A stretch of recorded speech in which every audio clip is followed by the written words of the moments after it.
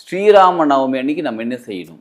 அதான் தெரியுமேங்க, நம்ம பூஜை பண்ணுவோம், படையெல்லாம் வச்சு நம்ம சாமி கும்பிடுவோம். ஓகே, அது இல்லைங்க. ஸ்ரீராம நவமி அன்னைக்கு நம்ம வாழ்க்கை முன்னேற்றத்திற்கு நம்ம என்ன செய்ய போகிறோம்? ஸ்ரீராம நவமி அன்னைக்கு சாமி கும்பிட்டா நம்ம வாழ்க்கை முன்னேறும், கோயில் போயிட்டு வரலாம். இதெல்லாம் சாதாரண, இதெல்லாம் எப்பயுமே ரெகுலராக பண்ணுறது. இந்த தடவை நம்ம என்ன ஸ்பெஷலாக பண்ண போகிறோம்? அதுவும் இன்னைக்கு ஸ்பெஷலாக வரது என்ன தெரியுங்களா? இப்போ நான் சொல்லக்கூடிய விஷயங்களை நோட் பண்ணி வச்சுக்கோங்க, பேப்பரில் எழுதி வச்சுக்கோங்க. இதை எழுதி வச்சுட்டு அன்றைக்கி செய்யுங்க, ரொம்ப சிறப்பாக இருக்கும். உங்கள் வாழ்க்கையில் நல்ல பெரிய மாற்றங்கள் ஏற்படும். அது பொருளாதாரம், கடன் பிரச்சனைகள் தீர்ந்து உங்கள் குடும்பத்துக்குள்ள ஒரு சூழ்நிலை வந்து ஒரு அன்பான இணக்கமான குடும்பமாக மாறி நிறைய விஷயம் நல்ல. இந்த தண்ணி உருவேறி விடும் அந்த மந்திரத்தில், அந்த வைப்ரேஷனில். இப்போ இந்த தண்ணி வந்து சாதாரண தண்ணி கிடையாது, உருவேற்றப்பட்ட தண்ணி.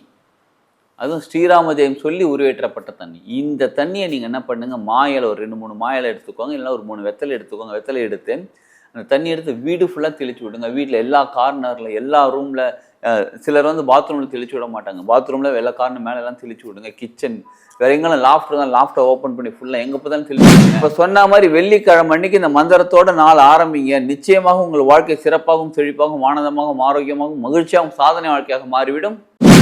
வாழ்க வளமுடன். Healing hands education healing centre தங்கள் அன்புடன் வரவேற்கிறது. ஸ்ரீராம நவமி அன்னைக்கு நம்ம என்ன செய்யணும்? அதான் தெரியுமேங்க, நம்ம பூஜை பண்ணுவோம், படையெல்லாம் வச்சு நம்ம சாமி கும்பிடுவோம். ஓகே, அது இல்லைங்க. ஸ்ரீராம நவமி அன்னைக்கு நம்ம வாழ்க்கை முன்னேற்றத்திற்கு நம்ம என்ன செய்ய போகிறோம்? ஸ்ரீராம நவமி அன்னைக்கு சாமி கும்பிட்டா நம்ம வாழ்க்கை முன்னேறும், கோயில் போயிட்டு வரலாம். இதெல்லாம் சாதாரண, இதெல்லாம் எப்பயுமே ரெகுலராக பண்ணுறது. இந்த தடவை நம்ம என்ன ஸ்பெஷலாக பண்ண போகிறோம்? அதுவும் இன்றைக்கி ஸ்பெஷலாக வரது என்ன தெரியுங்களா? ஸ்ரீராம நவமி அன்னைக்கு வெள்ளிக்கிழமை அன்னைக்கு வராங்க. வியாழக்கிழமை மத்தியானமே நவமி தேதி ஆரம்பித்தாலும் புனர்பூச நட்சத்திரம் நவமி தேதி ரெண்டுமே சேர்ந்திருக்கிற நேரத்தில் தான் ராமர் அவதரித்தது. ஸோ அதனால் இது வந்து அடுத்த நாள் காலையில் வருது. இன்னைக்கு வெள்ளிக்கிழமை காலையில். வெள்ளிக்கிழமை நாளே நமக்கு புனிதமான நாள் எல்லாருக்குமே தெரியும். அன்னைக்கு புனர்பூச நட்சத்திரம் நவமி தேதி ராமர் அவதரித்த நாள் எல்லாமே ஒன்றா சேர்ந்து வர அன்னைக்கு. இப்போ நான் சொல்லக்கூடிய விஷயங்களை நோட் பண்ணி வச்சுக்கோங்க, பேப்பரில் எழுதி வச்சுக்கோங்க.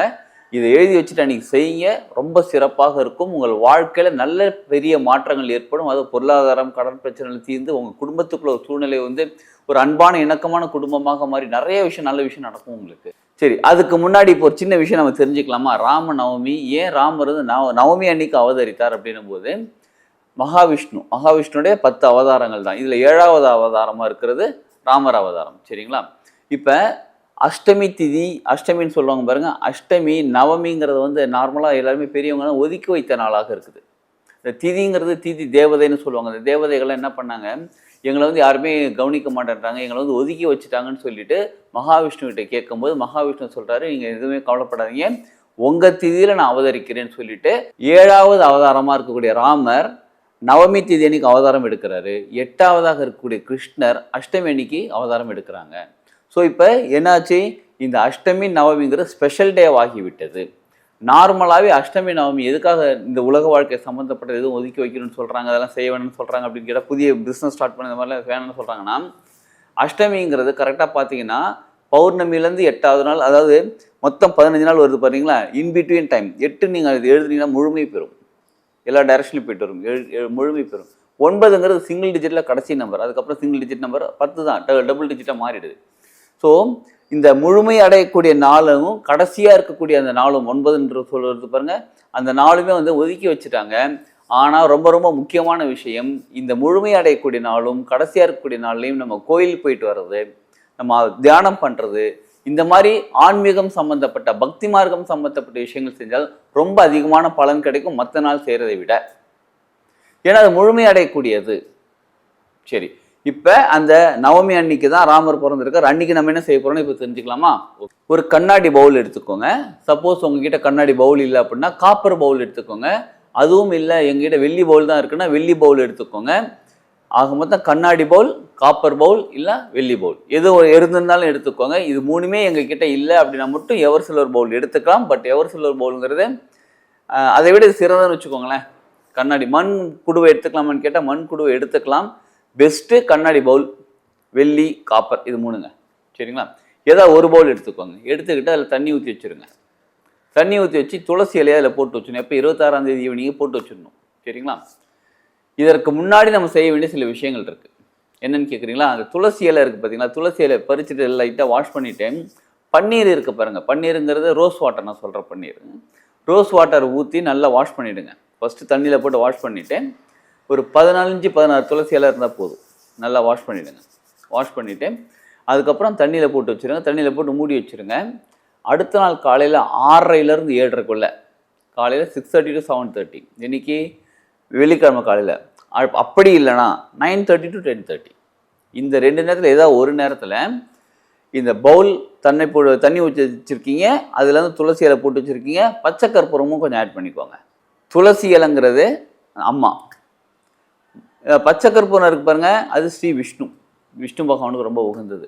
நீங்கள் எந்த கோயில் விஷ்ணு கோயில் போனாலும் துளசி தண்ணியில் கொஞ்சம் பச்சை கற்பூரம் போட்டு அந்த தீர்த்தம் கொடுப்பாங்க பாருங்கள், அவ்வளோ அருமையான டேஸ்ட்டாக இருக்கும், ஸ்மெல் நல்லாயிருக்கும். அவ்வளோ நமக்கு கொஞ்சம் தான் கொடுப்பாங்க, அப்படி கொஞ்சம் தான் கொடுப்பாங்க. அப்படி வாங்கி குடித்தோடனே அப்படியே அந்த உடம்பு ஃபுல்லாக ஃப்ரெஷ்ஷாகவும் பாருங்கள், அது அவ்வளோ அருமையான விஷயமாக இருக்கும். நம்ம நிறைய கிளென்ஸ் பண்ணக்கூடியதாக இருக்கும். சரி, இப்போ அந்த தண்ணியை நம்ம ரெடி பண்ணுறோம். எப்போ? காலையில் 6:30லேருந்து 7:30க்குள்ளே. என்ன செய்யணும்னு சொல்கிறேன், 9:00லேருந்து 10:30க்குள்ளே எடுத்து தண்ணி பவுலில் வச்சுட்டோம். நைட்டே தண்ணியில் போட்டு வச்சுட்டோம் எல்லாத்தையும். அந்த நேரத்தில் என்ன பண்ணணும், காலைல 6:30லேருந்து 7:30க்குள்ளே என்ன பண்ணால், கண்ணை மூடி அமைதியாக உட்காந்து, சாமி ரூம் பூஜை ரூமில் வச்சுருக்கீங்க, ஸ்ரீராமர் படம் அந்த ராமருக்கு முன்னாடி வைங்க. அப்படின்னா ஒரு தீபம் ஏற்றி வச்சுருங்க. தீபம் ஏற்றி வச்சுட்டு அதுக்கு முன்னாடி தண்ணி வச்சுட்டு அதுக்கப்புறம் என்ன பண்ணுங்கள், நீங்கள் நார்மலாக நெய்வேத்தியம் வைக்கிறது, சக்கரை பொங்கல் என்னெல்லாம் செய்கிறீங்களோ அதெல்லாம் வச்சுட்டு விளக்கேற்றி வச்சு ஊதுபத்தி ஏற்றி வச்சு கண்ணை மூடி உட்காந்துங்க. உங்கள் கண்ணை மூடி உட்காந்து ஸ்ரீராம ஜெயம் சொல்லுங்கள். எத்தனை தடவைன்னு கேட்குறீங்களா? கவுண்டே பண்ணாதீங்க. நார்மலாக 108 தடவை பண்ணணும், 1008 தடவை பண்ணணும்னு சொல்லுவாங்க. ஸ்ரீராம ஜெயம் எந்த ஒரு மந்திரமுமேங்க நீங்கள் கவுண்டே பண்ணாதீங்க. அப்புறம் எப்படி தாங்க சொல்கிறது, எப்படி தான் நிறுத்துறதுன்னு கேட்குறீங்களா?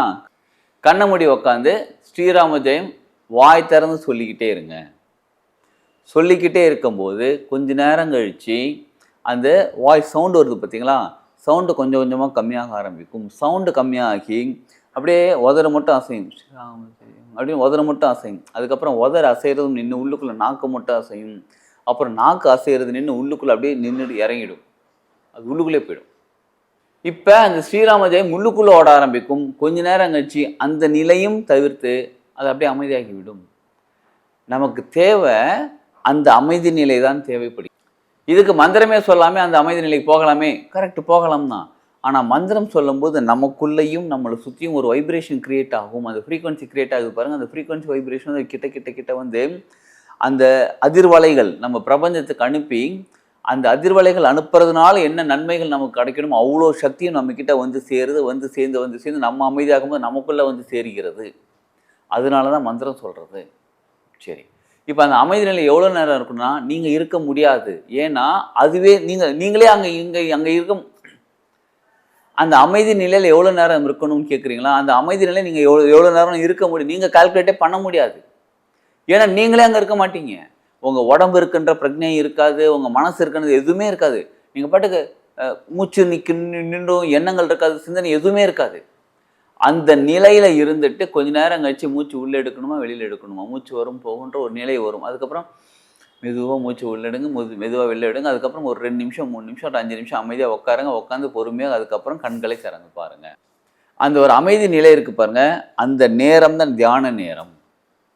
இப்போ நீங்கள் மந்திரம் உச்சாரணம் பண்ணிங்க பாருங்கள், அந்த மந்திரம் உங்கள் வைப்ரேஷன் ஃப்ரீக்வன்சி கிரியேட் பண்ணி பிரபஞ்சத்துக்கு அனுப்புது பாருங்கள். அந்த மந்திரத்தோடைய பலன், நீங்கள் தண்ணி வச்சுருக்கீங்க பாருங்கள், ஏற்கனவே பச்சை கற்பூரமும் துளசி இலையும் போட்டு தண்ணி வச்சுருக்கீங்க பாருங்கள், அந்த தண்ணி உருவேறி விடும் அந்த மந்திரத்தில், அந்த வைப்ரேஷனில்.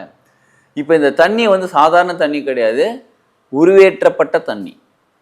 அதுவும் ஸ்ரீராம ஜெயம் சொல்லி உருவேற்றப்பட்ட தண்ணி. இந்த தண்ணியை நீங்கள் என்ன பண்ணுங்கள், மாயலை ஒரு 2-3 மாயலை எடுத்துக்கோங்க, இல்லைனா ஒரு 3 வெத்தலை எடுத்துக்கோங்க. வெத்தலை எடுத்து அந்த தண்ணி எடுத்து வீடு ஃபுல்லாக தெளிச்சு விடுங்க. வீட்டில் எல்லா கார்னரில், எல்லா ரூமில். சிலர் வந்து பாத்ரூமில் தெளிச்சு விட மாட்டாங்க, பாத்ரூமில் எல்லா கார்னர் மேலெல்லாம் தெளிச்சு விடுங்க. கிச்சன் வேறு எங்கெல்லாம் லாஃப்ட் தான், லாஃப்ட்டை ஓப்பன் பண்ணி ஃபுல்லாக எங்கே பார்த்தாலும் தெளிச்சு விடுங்க. எங்கே பார்த்தாலும் தண்ணி தெளிச்சு விடுங்க. மிச்சம் தண்ணி இருந்தாலும் கொஞ்சம் வச்சுக்கோங்க, கொஞ்ச நேரம் கழிச்சு மறுபடியும் தண்ணி தெளிச்சு விடுங்க. இது வந்து வாசனையும் நல்லாயிருக்கும். அதே மாதிரி இந்த பலன் என்ன தெரியுங்களா, தண்ணி தெளிச்சு விடுறதுனால உருவேற்றப்பட்ட தண்ணி. யார்? ஸ்ரீராம ஜெயம் சொல்லி உருவேற்றப்பட்ட தண்ணி. ஸ்ரீராமர் வந்து ஒரு மனித பிறவி எடுத்து வாழ்க்கையில் கஷ்டப்பட்டு அதுக்கப்புறம் ஒரு இறைநிலை அடைந்தவராக நமக்கு சொல்கிறாங்க. கரெக்டு தான். இப்போ நம்மளும் மனித பிறவியில் தான் எடுத்துருக்குறோம். நம்மளும் கொஞ்சம் அப்பப்போ கஷ்டம் வந்துட்டாங்க, எல்லாருமே கஷ்டம் வந்துட்டு தாங்க இருக்கிறேன், கஷ்டப்பட்டுட்டு தான் இருக்கிறோம். இருந்தாலும் நமது வாழ்க்கை இன்னும் நல்லபடியாக முன்னேறதுக்காக தான் இந்த தண்ணி ஸ்ரீராம ஜெயம் சொல்லி உருவேத்தின தண்ணி இருக்கு பாருங்க, தெளிக்கும் போது வீட்டில் ஏதாவது ப்ராப்ளம் இருக்குது, உங்கள் ஹஸ்பண்ட் ஒய்ஃபில் சண்டை இருக்குது, வீட்டில் ஒரு பிரச்சனை இருக்குது, ஒரு ஒத்துமை இருக்க மாட்டேங்குது, என்னடா பிரச்சனையாக இருக்குது, வீட்டுக்குள்ளே வந்தால் நிம்மதியாக இருக்க மாட்டேங்குது, அந்த மாதிரி ஏதாவது இருக்குது அப்படின்னு இருந்தாலும் பொருளாதாரத்தை தடைகள் இருந்தாலும், பிஸ்னஸ் பண்ணுறேன் என்னமோ பண்ணுறேன் இருந்தாலும் எனக்கு பெருசாக லைஃப்பில் முன்னேற்றம் இருக்கமான பொருளாதாரத்தை தடை இருந்தாலும், கடன் பிரச்சனை இருந்தாலும், டெவலப்மெண்ட் லைஃபே டெவலப் ஆக மாட்டேன்னு இருந்தாலும், பசங்க படிக்க மாட்டேன் எதுவாக இருந்தாலும் சரிங்க, எல்லா தடையையும் நீக்கக்கூடியது தான் இந்த மந்திரம். அந்த மந்திரத்தை சொல்லி நீங்கள் உருவேத்தின தண்ணி வீடு ஃபுல்லாக தெளிக்கும் போது வீட்டுக்குள்ளே இருக்கக்கூடிய அனைத்து தடைகளும் நீங்கும். அது மட்டும் இல்லாமல் சப்போஸ் நெகட்டிவ் எனர்ஜி நீங்கள் பேசின வார்த்தைகள் நெகட்டிவான வார்த்தைகளாக வீட்டுக்குள்ளே இருந்தாலும் அந்த நெகட்டிவான வார்த்தைகளும் உங்களை விட்டு விலகிவிடும். உங்களை மட்டும் இல்லைங்க, உங்கள் வீட்டை விட்டு விலகிவிடும். சரிங்களா? இந்த மந்திரத்தை ஸ்ரீராமநவமி அன்னைக்கு வெள்ளிக்கிழமை அந்த நேரத்தில் சொல்லிட்டு நம்ம இந்த தண்ணியை வச்சு இந்த வீடு ஃபுல்லாக தெளிக்கும் போது குடிக்கலாமான்னு கேட்கலாம். கொஞ்சம் எடுத்து தீர்த்தமாக நீங்களும் குடிக்கலாம், வீட்டில் இருக்கவங்க எல்லாருக்கும் கொடுக்கலாம். உங்கள் உள்ளுக்குள்ளேயே ஏதாவது இருந்தாலும் உங்களுக்கு தேவையில்லாத விஷயங்கள் இருந்தாலும் அதுவும் சரியாக்கி விடும். அப்போ இந்த தண்ணி எப்படி பயன்படுத்தும் போது, இந்த மந்திரம் சொல்லி இந்த தண்ணி எப்படி பயன்படுத்தும் போது உங்கள் வாழ்க்கையில் இருக்கக்கூடிய எல்லா விஷயங்களும் விலகி ஓடிடுங்க, தெரிச்சு ஓடிட்டு உங்கள் வாழ்க்கை சுபிக்ஷமாக சூப்பராக மாற ஆரம்பிக்கும். இது வந்து ரொம்ப பெரிய செலவெல்லாம் எதுவுமே கிடையாது. இதில் துளசி இலை செடியில் கிடைக்கிது, வாங்கி போகிறோம். பச்சைக்கற்பூரம் 5 ரூபா 10 ரூபாய்க்கு வாங்கினாலே போதும். இல்லை நம்மகிட்ட இருக்குது நீங்கள் சொன்னாலும் அனுப்பி வைக்கப்படும். நம்மகிட்ட கண்ணாடி பவுல் இருக்கணும், காப்பர் பவுல் இருக்கணும், இல்லைன்னா வெள்ளி பவுல் ஏதாவது ஒன்று இருக்கணும், அவ்வளோதாங்க. இதெல்லாம் ஏற்கனவே இருக்குது, வீட்டில் எல்லாமே இருக்குது நம்மக்கிட்ட, அதை பயன்படுத்தி கொள்ளலாம். இப்போ சொன்ன மாதிரி வெள்ளிக்கிழமை அன்னைக்கு இந்த மந்திரத்தோட நாள் ஆரம்பிங்க. நிச்சயமாக உங்கள் வாழ்க்கை சிறப்பாகவும் செழிப்பாகவும் ஆனந்தமாகவும் ஆரோக்கியமாகவும் மகிழ்ச்சியாகவும் சாதனை வாழ்க்கையாக மாறிவிடும். வாழ்க வளமுடன்.